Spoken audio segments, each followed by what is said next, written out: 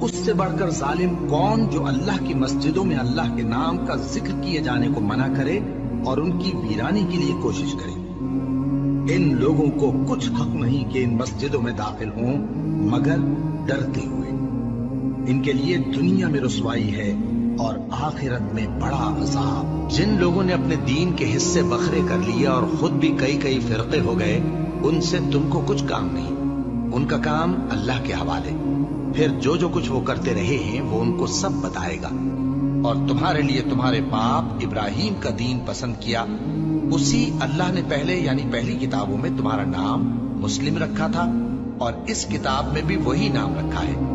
اور جس نے اللہ کی رسی کو مضبوط پکڑ لیا وہ سیدھے رستے لگ گیا۔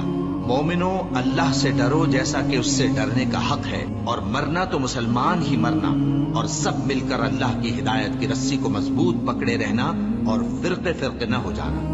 مومنو، اسی اللہ کی طرف رجوع کیے رہو اور اس سے ڈرتے رہو، اور نماز قائم کرتے رہو، اور مشرکوں میں نہ ہونا، اور نہ ان لوگوں میں ہونا جنہوں نے اپنے دین کو ٹکڑے کر دیا اور خود بھی فرقے ہو گئے۔ ہر فرقہ اسی میں مگن ہے جو اس کے پاس ہے۔